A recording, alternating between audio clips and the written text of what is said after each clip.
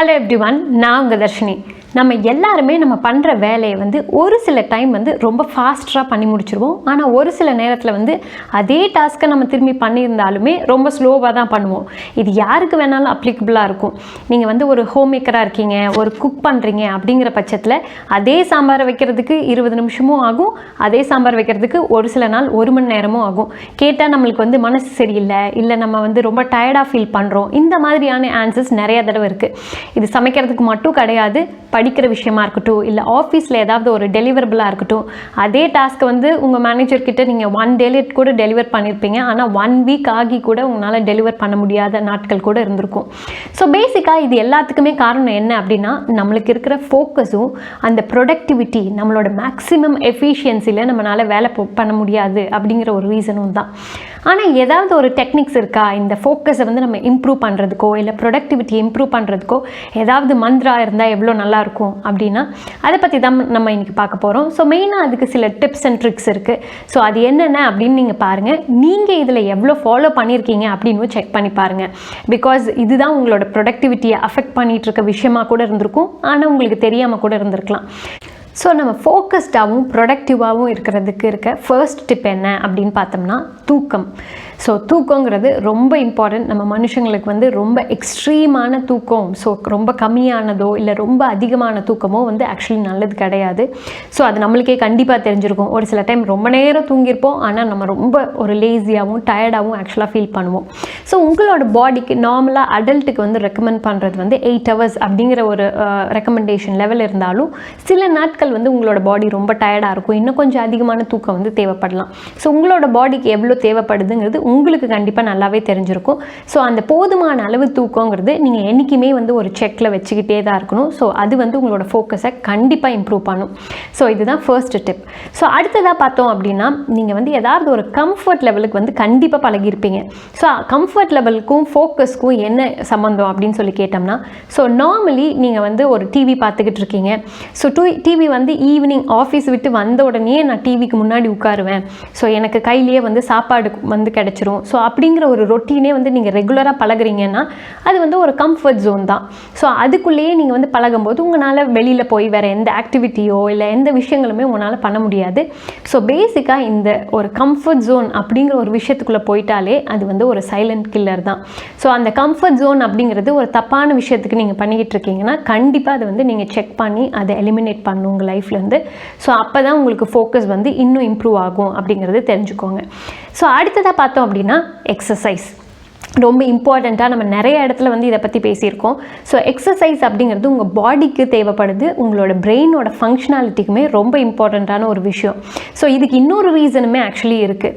So exercise அப்படிங்கிறது நீங்கள் ஒரு ஏர்லி மார்னிங் டைமில் பண்ணுறீங்கன்னா இன்னொரு அட்வான்டேஜுமே உங்களுக்கு இது கூட சேர்ந்து வரும். வேறு எதுவுமே கிடையாது.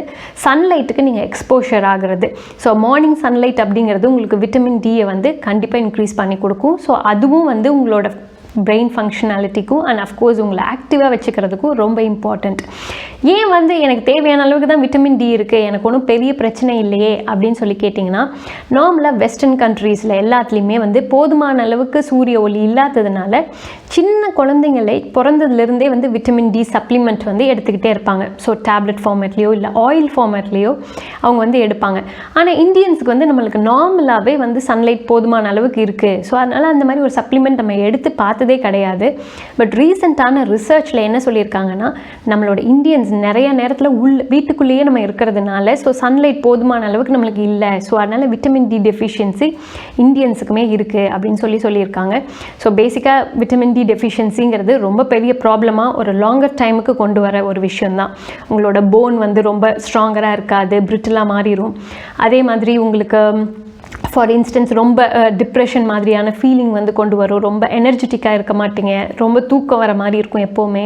ஸோ இந்த மாதிரி விஷயங்கள் எல்லாமே விட்டமின் டி டெஃபிஷியன்சினால தான் வருது. ஸோ பேசிக்காக விட்டமின் டி பேலன்ஸாக இருக்கா இல்லையாங்கிறதையும் கண்டிப்பாக செக் பண்ணிக்கோங்க. ஸோ எக்ஸசைஸையும் ரெகுலராக கொண்டு வந்துக்கோங்க. ஸோ இதுவுமே உங்களோட ஃபோக்கஸை இம்ப்ரூவ் பண்ணும். ஸோ இதுதான் தேர்ட் டிப். அடுத்ததாக பார்க்க போகிற டிப் வந்து மோஸ்ட்லி எல்லாத்து லைஃப்லையுமே இது வந்து கண்டிப்பாக இருக்கும்.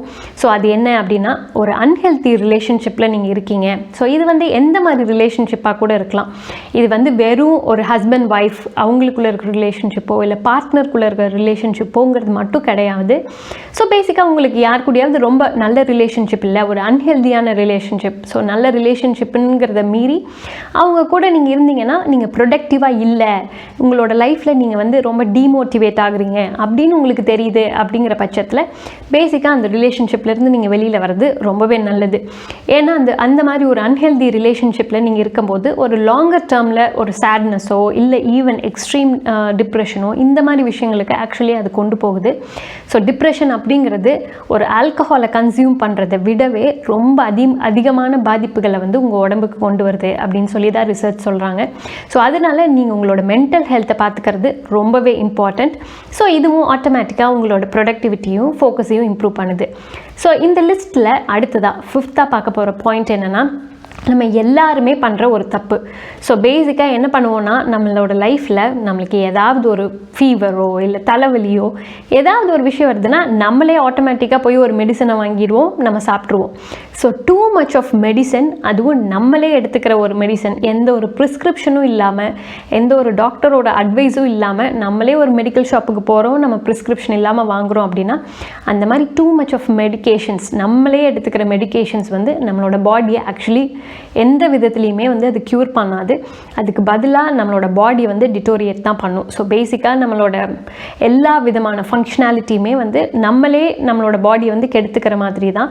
ஸோ இன்ஸ்டெட் உங்களுக்கு ஏதாவது ப்ராப்ளமாக இருக்குது அப்படின்னா ஒரு ரெஸ்பெக்டிவ் டாக்டர்ஸ் கிட்ட நீங்கள் செக் பண்ணிவிட்டு அதுக்கப்புறம் மெடிகேஷன்ஸ் எடுங்க. எதுக்கு எடுத்தாலும் மெடிசன் எடுத்துக்கிறது அப்படிங்கிறதையும் கொஞ்சம் அவாய்ட் பண்ணிக்கோங்க. ஸோ இந்த விஷயம் நீங்கள் பண்ணுறீங்க அப்படின்னாலே உங்களோட பாடியும் உங்களோட மென்டல் ஹெல்த்தும் ரொம்ப நல்லா இருக்குங்கிற பட்சத்தில் நீங்கள் நினைக்கிற வேலையை 5 நிமிஷத்தில் நீங்கள் பண்ண முடியும்னு நீங்கள் நினைக்கிறீங்கன்னா உங்களால் கண்டிப்பாக அதை வந்து பண்ண முடியும். ஸோ இதுதான் வந்து 5th பாயிண்ட். இந்த லிஸ்ட்டில் அடுத்ததாக பார்க்க போகிறது என்ன அப்படின்னா, அதாவது 6th பாயிண்ட் என்ன அப்படின்னா, ஏதாவது ஒரு விஷயத்தை நீங்கள் புதுசாக ட்ரை பண்ணணும்னு நினைக்கிறீங்க, ரொம்ப ஹாப்பியராக வந்து உங்களுக்கு பிடிச்ச ஒரு விஷயத்தை ட்ரை பண்ணணும் அப்படின்னா இன்றைக்கி வேண்டாம், நம்ம அதுக்குன்னு ஒரு நல்ல நாளை பார்க்கலாம், இன்றைக்கி வேண்டாம், அடுத்த மாதம் வேண்டாம், நம்ம ஒரு புதுசாக ஒரு நல்ல டேட், அதாவது January 1 ஒரு நியூ இயர் அன்றைக்கி ஸ்டார்ட் பண்ணலாம் அப்படிங்கிற மாதிரி ஒரு சில விஷயத்தை நம்ம போஸ்ட்போன் பண்ணிக்கிட்டே இருப்போம். ஆனால் நார்மலாக வந்து அந்த மாதிரி பண்ணாமல் நீங்கள் ஏதாவது ஒரு விஷயத்தை வந்து நினைக்கிறீங்கன்னா அன்னையிலேருந்தே நீங்கள் ஸ்டார்ட் பண்ணுறீங்கன்னா உங்களோட ப்ரொடக்டிவிட்டி ஆக்சுவலி அதிகமாகும். மெயின் ரீசன் என்ன அப்படின்னு பார்த்தோம்னா, ஸோ உங்களுக்கு நீங்கள் ஏதாவது ஒன்று வேணும்னு நீங்கள் நினைக்கிறீங்க, ரொம்ப அதுக்குன்னு ஒரு மோட்டிவேஷன் உங்களுக்கு இருக்குது அப்படின்னா ஆட்டோமேட்டிக்காக உங்களோட பிரெயின்மே அன்றைக்கே ஸ்டார்ட் பண்ணுறதுக்கு உங்களுக்கு ஹெல்ப்பும் பண்ணும். ஸோ நீங்கள் அப்படி இல்லாமல் அது பர்ஃபெக்டான ஒரு டைமிங் பார்க்குறேன் அப்படின்னு சொல்லி போஸ்ட்போன் பண்ணிக்கிட்டே இருக்கீங்கன்னா டீஃபால்ட்டாக நீங்களே தெரிஞ்சுக்கலாம் அந்த விஷயத்தில் உங்களுக்கு இன்ட்ரெஸ்ட்டும் கிடையாது, நீங்கள் அதில் அவ்வளோ ஃபோக்கஸ்டாக நான் வந்து பண்ணணும், அந்த விஷயத்தை பண்ணி முடிக்கணுங்கிறதுல உங்களுக்கு ஒரு பெரிய ஒரு ஹாப்பினஸும் அது கொடுக்காது அப்படிங்கிறத நீங்கள் ஈஸியாக தெரிஞ்சுக்கலாம். ஸோ பேசிக்காக பர்ஃபெக்ட் டைமிங் அப்படிங்கிற ஒரு விஷயம் வந்து உலகத்தில் கிடையவே கிடையாது. ஸோ இந்த மொமெண்ட் அப்படிங்கிறது தான் அந்த பர்ஃபெக்ட் டைமிங்னு கண்டிப்பாக தெரிஞ்சுக்கோங்க. ஸோ இந்த லிஸ்ட்டில் அடுத்ததாக பார்க்க போகிற பாயிண்ட் என்னென்னா, நம்ம ஒரு சில விஷயத்தில் ரொம்ப இன்வால்வ் ஆகிடுவோம், அதனால வந்து நம்ம நார்மலாக பிரேக் எடுக்கிறத வந்து மறந்துடுவோம். ஸோ ஒரு சில டைம் என்ன ஆகும் அப்படின்னா, ஒரே விஷயத்தை மொனாட்டனஸாக திருப்பி பண்ணும்போது நம்மளுக்கு வந்து அதில் புது ஐடியாஸ் வந்து வராது, புதுசாக வேறு எதை பற்றியும் திங்க் பண்ணவே மாட்டோம். ஸோ ஃபார் எக்ஸாம்பிள் நீங்களே நிறைய தடவை பார்த்துருப்பீங்க, மியூசிஷியன்ஸ் எல்லாருமே வந்து பாட்டு வந்து ரெகுலராக போட்டுக்கிட்டே இருப்பாங்க, அதே விஷயத்தை வந்துட்டு திரும்ப ஒரே மாதிரி பீட் வருது, ஒரே மாதிரி சாங்ஸ் வருது அப்படின்னு சொல்லிட்டு ஒரு பிரேக் எடுத்துகிட்டு ஏதாவது ஒரு நேச்சருக்குள்ளே போகிறது, ஒரு ஃபாரஸ்ட்குள்ளே போயிட்டு டிஃப்ரெண்ட் சவுண்ட்ஸை கேட்டுட்டு வந்து புதுசாக வேறு சாங் போடுறது, இந்த மாதிரியான விஷயங்கள் எல்லாமே வந்து நீங்களும் கேள்விப்பட்டிருப்பீங்க. ஸோ அது மாதிரியான விஷயந்தான். ஸோ நார்மலாக ஒரு மொனாட்டனஸாக ரெகுலராக காலையில் எழுந்திரிச்சோம், குளித்தோம், அதுக்கப்புறம் சாப்பிட்டோம், ஆஃபீஸ் போனோம், திரும்பி சாயந்தரம் வந்தோம், இதே மாதிரியான ரொட்டீன் ஃபாலோ பண்ணாமல் ஏதாவது ஒரு விஷயத்தை புதுசாக நீங்கள் வந்து பண்ணுறீங்கன்னா உங்களோட ஃபோக்கஸும் ரொம்ப அதிகமாகும். நீங்கள் பண்ணுற விஷயத்தை இன்னும் கொஞ்சம் எஃபிஷியண்ட்டாக வேறு எப்படி பண்ணலாம் அப்படிங்கிறதுக்கு ஒரு தாட் ப்ராசஸு, ஒரு ஐடியாவுமே உங்களுக்கு வந்து கிடைக்கும். ஸோ இதுதான் அடுத்த டிப். ஸோ இதுக்கு முன்னாடி பேசின எல்லா டிப்ஸுமே வந்துட்டு நம்ம ஒர்க் எப்படி எஃபிஷியண்ட்டாக பண்ணுறது, அது வந்து ஆஃபீஸில் பண்ணுற ஒர்க்காக இருக்கலாம், இல்லை வீட்டில் பண்ணுற ஒர்க்காக இருக்கலாம். பட் நம்ம வந்து பேசாத ஒரு விஷயம் வந்து மணி பற்றினது. ஸோ மணி அப்படிங்கிறதும் ஒரு லைஃப்பில் ரொம்ப இம்பார்ட்டண்ட்டான ஒரு விஷயமும் கூட தான். ஸோ பேசிக்காக இதில் எப்படி நீங்கள் ஃபோக்கஸ்டாகவோ இல்லை ப்ரொடக்டிவாகவோ இருக்கலாம் அப்படின்னு பார்த்தா, நார்மலாக உங்கள் கைக்கு வராத ஒரு பணத்துக்கு முன்னாடியே நீங்கள் எந்த பிளானும் வந்து வச்சுக்காதீங்க. ஸோ ஸ்பெண்ட் பண்ணாதீங்க ஏர்ன் பண்ணுறதுக்கு முன்னாடியே அப்படிங்கிறது தான் ரொம்ப இம்பார்ட்டண்ட்டான ஒரு விஷயம். ஸோ உங்கள் உங்கள் கையில் வந்ததுக்கப்புறம் சேவ் பண்ணதுக்கப்புறம் மீதி இருக்கிற அமௌண்ட்டுக்கு ஸ்பெண்ட் பண்ணுறதுக்கு பிளான் பண்ணுறது தான் இருக்கிறதுலே ஒரு பெஸ்ட் மெத்தட். ஸோ இது வந்து நீங்கள் கண்டிப்பாக ஃபோக்கஸில் வந்து வச்சுருக்கணும். ஏன்னா ஒர்க் மட்டும் பண்ணுறேன், ஆஃபீஸ்க்கு நான் போகிறேன், ரெகுலராக வரேன், அதில் எஃபிஷியண்ட்டாக இருக்கேங்கிறது இம்பார்ட்டன்ட் தான். பட் அது மட்டுமே லைஃபுக்கு வந்து இம்பார்ட்டன்ட் கிடையாது. ஸோ ஃபினான்ஷியல் ஆஸ்பெக்ட்டுமே வந்து ரொம்ப இம்பார்ட்டண்ட்டான விஷயம். அதனால அதுலேயுமே நம்ம வந்து ஃபோக்கஸ்டாகவும் ப்ரொடக்டிவாகவும் இருக்கிறது நம்மளுக்கும் சரி நம்மளோட ஃபேமிலிக்கும் சரி ரொம்பவே நல்லது. அண்ட் ஃபைனலான விஷயம் என்ன அப்படின்னா, நாளைக்கு என்ன விஷயம் நீங்கள் பண்ண போகிறீங்க அப்படிங்கிறத இன்றைக்கே நீங்கள் வந்து முடிவு பண்ணிக்கோங்க. ஸோ பேசிக்காக வந்து நாளைக்கு வென்ஸ்டே, இன்றைக்கி வந்து டியூஸ்டே நைட்டே வந்து நான் ஒரு லிஸ்ட் க்ரியேட் பண்ணிக்கிறேன். நாளைக்கு காலையிலேருந்து நைட்டு வரைக்கும் ஆஃபீஸ்லேயா இருக்கட்டும் இல்லை வீட்லேயா இருக்கட்டும் இந்த விஷயத்தை எல்லாத்தையும் நான் பண்ணி முடிச்சிடுவேன் அப்படின்னு ஒரு லிஸ்ட் நீங்கள் க்ரியேட் பண்ணிக்கிட்டிங்கன்னா கண்டிப்பாக நாளைக்கு வந்து அதில் இருக்கிற எல்லாத்தையுமே அட்லீஸ்ட் நீங்கள் உங்களோட மோட்டிவேஷனுக்கு ஏற்ற மாதிரி 90% அதில் வந்து முடிச்சிருந்துருப்பீங்க. ஆனால் இதுவே நீங்கள் பிளான் பண்ணாமல் நீங்கள் சும்மா ஏதோ ஒரு டே நாளைக்கும் கிளம்பி போகிறேன் அப்படிங்கிற மாதிரி நீங்கள் போனீங்கன்னா, நீங்கள் நினச்சி வச்ச இந்த லிஸ்ட்டில் நீங்கள் பிளான் பண்ணாமல் போனீங்கன்னா 50% கூட ஆக்சுவலி முடிச்சிருந்துருக்க மாட்டீங்க.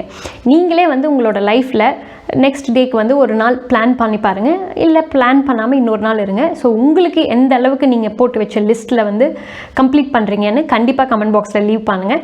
நம்ம வேறு ஒரு டாப்பிக்கோட இன்னொரு வீடியோவில் பார்க்கலாம். அது வரைக்கும் பாய்.